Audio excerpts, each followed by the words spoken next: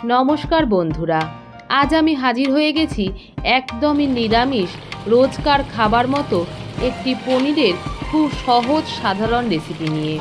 आमी सोमा सोमार हेसेले आबारो सबाइके स्वागत जानाई। এই রেসিপিটি বানাবার জন্য প্রথমেই আমি একটি মিষ্টি দোকান থেকে 300 গ্রাম মতো পনির কিনে নিয়েছি। আপনারা চাইলে কিন্তু যে কোনো প্যাকেট পনিরও এতে ব্যবহার করতে পারেন। প্রথমেই পনিরটাকে আমি ছোট টুকরো করে কেটে নেব, আর কেমন সাইজ করে কাটবো সেটাও কিন্তু আপনাদের সাথে অবশ্যই শেয়ার করছি। প্রথমে পনিরটাকে লম্বা টুকরো করে কেটে নেওয়ার পরে ঠিক এই রকম ছোট ছোট টুকরো করে কেটে নিচ্ছি।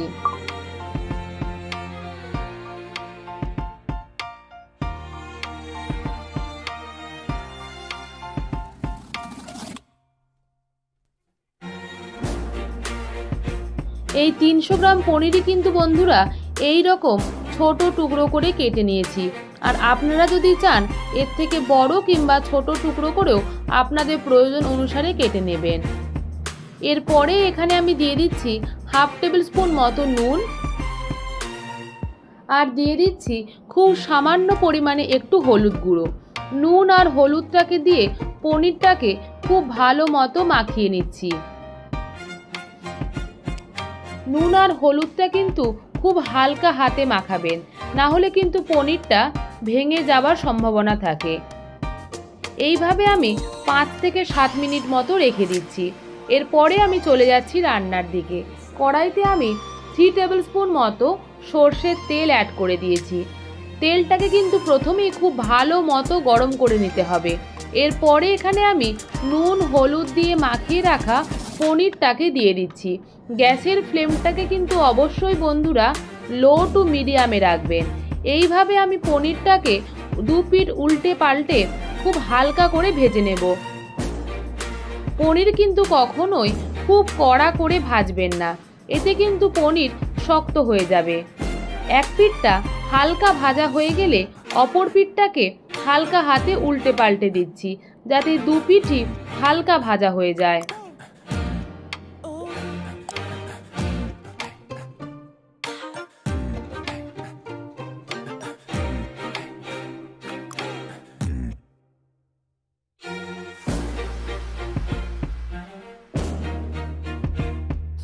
গ্যাসের ফ্লেমটাকে লো টু মিডিয়ামে রাখার পরে পনিরটা যখন হালকা ভাজা হয়ে যাবে তখন একটা প্লেটে আমি পনিরটাকে তুলে রেখে দেব।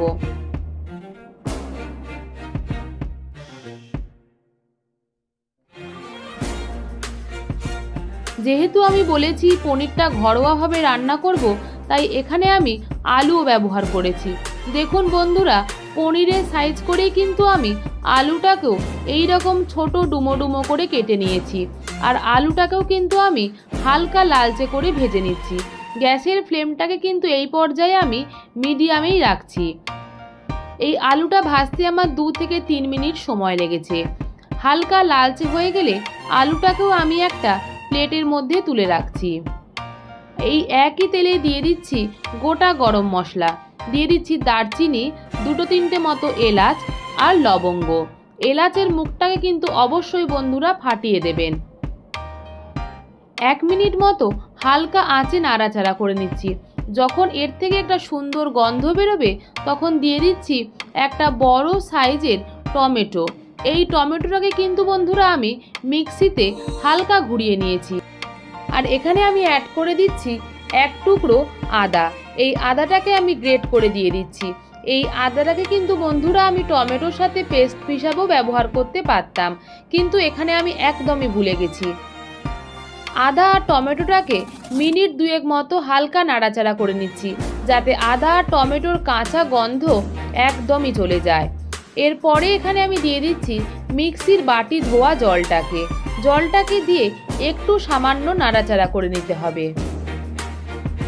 এখানে আমি কিন্তু সমস্তই ঘরোয়া গুঁড়ো মশলা ব্যবহার করেছি। দিয়ে দিচ্ছি এখানে সামান্য একটু হলুদ, দিয়ে দিচ্ছি হাফ টেবিল স্পুন মতো জিরে গুঁড়ো, হাফ টেবিল স্পুন মতো লাল লঙ্কা গুঁড়ো, পরিমাণ মতো নুন অ্যাড করে দিয়েছি। টেস্টটাকে ব্যালেন্স করার জন্য এখানে আমি দিয়ে দিচ্ছি সামান্য পরিমাণে চিনি। চিনিটা কিন্তু সম্পূর্ণই অপশনাল, তাছাড়া যে কোনো পনিরের রেসিপি কিন্তু একটু মিষ্টি মিষ্টি ভালো লাগে, সেই কারণে এখানে আমি চিনিটা ব্যবহার করেছি। এই সমস্ত গুঁড়ো মশলাটাকে দিয়ে মশলাটা ভালো মতো কষিয়ে নিতে হবে। আর এখানে আমি দিয়ে দিচ্ছি ভেজে রাখা আলুটাকে। আলুটাকে দেওয়ার পরে আবারও ভালো মতো নাড়াচাড়া করে নেব। আলু আর মশলাটা একসাথে দিলাম যাতে মশলাটাও ভালোভাবে কষানো হয়ে যায় আর আলুটাও প্রয়োজন অনুযায়ী সেদ্ধ হয়ে যায়। ফ্লেমটাকে কমিয়ে রেখে ঢাকাটা দিয়ে দিচ্ছি 5 মিনিটের জন্য। 5 মিনিট পরে কড়াইয়ের ঢাকাটা তুলে নিচ্ছি। আলুটা কিন্তু ভালো মতোই সেদ্ধ হয়ে গেছে আর মশলাটাও প্রয়োজন মতো কষানো হয়ে গেছে। এর থেকে কিন্তু বেশি মশলা কষানোর বা আলু সেদ্ধ করার একদমই প্রয়োজন নেই। গ্যাসের ফ্লেমটাকে বন্ধুরা এই পর্যায়ে আমি হাইতে করে দিয়ে দিচ্ছি এতে উষ্ণ জল। উষ্ণ জল দিলে কিন্তু রান্নার টেস্ট ভীষণই ভালো হয়। এখন আমি জলটা ফোটার জন্য অপেক্ষা করব। জলটা কিন্তু ফুটতে শুরু করে দিয়েছে আর জলটা যখন ভালো মতো ফুটতে শুরু করবে তখন এখানে আমি দিয়ে দিচ্ছি হালকা ভেজে রাখা পনিরগুলোকে। পনির কিন্তু কখনোই খুব বেশি কড়া করে ভাজবেন না। পনিরটাকে দিয়ে হালকা নাড়াচাড়া করে নিতে হবে যাতে পনিরগুলো ভেঙে না যায়। এই রেসিপিটি কিন্তু বন্ধুরা আমি একদম নিরামিষভাবেই করেছি। আপনারা কিন্তু এই রেসিপিটি যে কোনো নিরামিষ দিনে ভাত, লুচি, রুটি, পরোটার সাথে অবশ্যই ট্রাই করে দেখতে পারেন, খেতে ভীষণই ভালো হয়।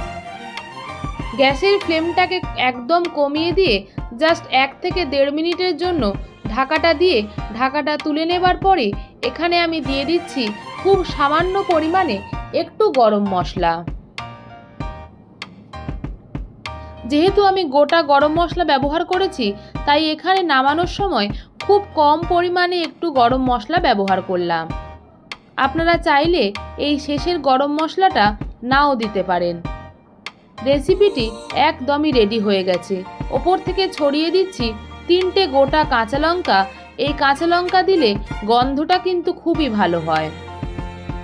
গ্যাসের ফ্লেমটাকে বন্ধ করে ঢাকাটা দিয়ে দেব 2 থেকে 3 মিনিটের জন্য। একদমই রেডি হয়ে গেছে নিরামিষ পনিরের রেসিপি। এই পনিরের রেসিপিটি আপনাদের কেমন লাগলো অবশ্যই বাড়িতে বানিয়ে কমেন্ট করে জানাতে ভুলবেন না। আমার এই রেসিপি যদি আপনাদের ভালো লেগে থাকে প্লিজ ভিডিওটিকে একটা লাইক করুন, শেয়ার করুন আর আমার চ্যানেলকে সাবস্ক্রাইব করুন। Tata, by.